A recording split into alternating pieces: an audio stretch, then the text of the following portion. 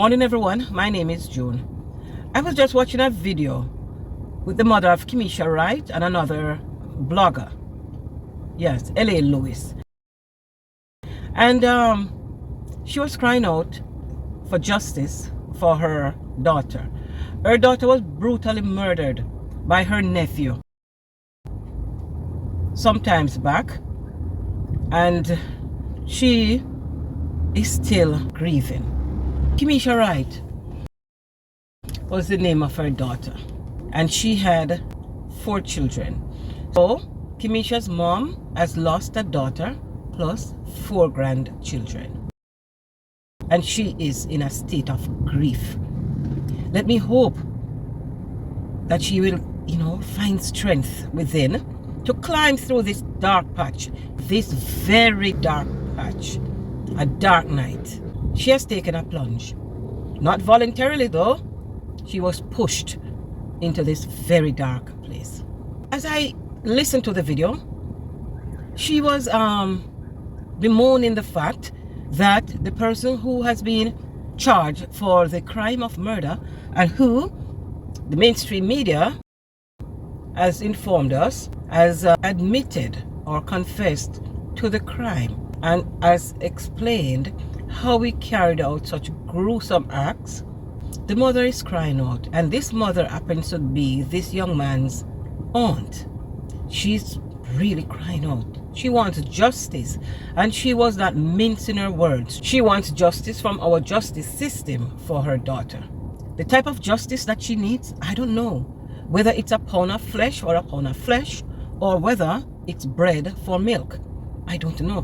But she says she wants justice. She has been calling out to all stakeholders who are involved in the service of justice to hear her plea, to deal with her nephew with iron hands. She is saying, listen, I don't want him to be in jail and then to be released to commit the same acts again. And if the justice system fails in handing down a severe, very severe punishment, then if similar acts are committed by her nephew, it will not be looking good, and that blood will be on the shoulders of all who were so short-sighted and has released this person back into normal society. And so the cry for justice and for a pound of flesh is being heard quite loudly. But my mind is bugging me, because I wondered how much justice can be served when a person has to do a mental health assessment. This person, having committed such a gruesome act, he will be assessed by a psychiatrist, yes, and he will have to prove, the psychiatrist, that this person is fit enough to be punished. Yes, he has pleaded guilty to the crime, yes, but is he mentally well? What was his mental health status? Was he mentally healed? Is he still mentally healed? To be a part of the penal system, if it is to be a fair sentence, then this person must be properly assessed and proof given that he was mentally healthy. Because if he committed such act of violence, such gruesome acts as a mentally ill person, then the outcome is going to be very different. Unless the justice system fails again. And even though we know that, okay, this person was suffering from a mental disorder and hence committed such gruesome acts, we're still going to put him in prison. He will still have to face the consequences for his acts, the acts that were done because his mental health was compromised. It's a lot of things that need to be understood. What kind of justice system do we have here? What kind of relationship is there between the justice system and the healthcare system? That needs to be established, you know. I did a video a few days back. I will link it in the description, yes? Where I questioned the health, my mental health. And I presented some facts on mental illness.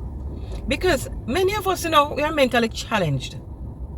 We might not reach the edge or the brink where we, you know, just glide off down the slope, but we are challenged. And mental illness is often ignored until some real messy situations arise. And this is not good. So I am thinking that this young man must have been experiencing some type of mental challenges. And so we'll wait to see what the psychiatrist's report is gonna be. Nobody wants to hear that he has a mental illness, you know. Nobody wants to hear that there is any possibility, probability, any probable cause or possible cause of him being released into the normal society. No, nobody wants to hear that. The grief is too much. The lady's one daughter and 4 grandchildren, all at the same time. It is a sad situation. It can't be accepted. It is painful. And for her to be even speaking to us or to any media personality at this time, it's a good thing, because I am sure many times she has questioned the state of her mental health. She needs professional treatment. She has to be diagnosed and to make sure that she's here with us mentally. Okay? But as I said, this young man will not be sent off to the gallows just like that. No.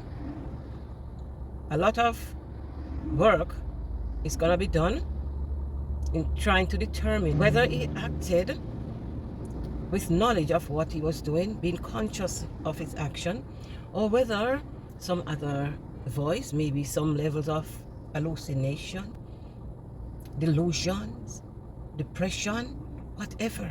The psychiatrist will have to provide information. The real outcome in terms of justice rests solely in the hands of the psychiatrist at this time. Let us see how it plays out. A couple of videos back, I was looking at the case that is really making the rounds on social media. Yes, it's a social media case. The one that involves the missing social media influencer, Donna Lee Donaldson. Yeah, the case is in court. Her boyfriend or ex-boyfriend, or I don't know what to call him at this point, because she's feared murdered. So I don't know what to refer to him as. His name is Noel Maitland. Yeah, that's the person or the man who is being charged for the disappearance and murder of Miss Donalson. Now, a couple of videos back, you know, I said, okay, what is the possibility that Mr. Maitland's lawyer is moving in the direction of a no-case submission? And many persons called me out on it. How could I be even thinking like that? But if you follow the article that is presented by Loop News, yeah, I'll put the link up here. You can read that article for yourself. Tell me what you think about this article. Christopher Townsend, the lawyer for Mr. Maitland, he's gonna present something like that. Yes, I'm on the street, so you're gonna hear some vehicles moving and all of that, yeah? Trucks, fast cars and all of that, but it's okay.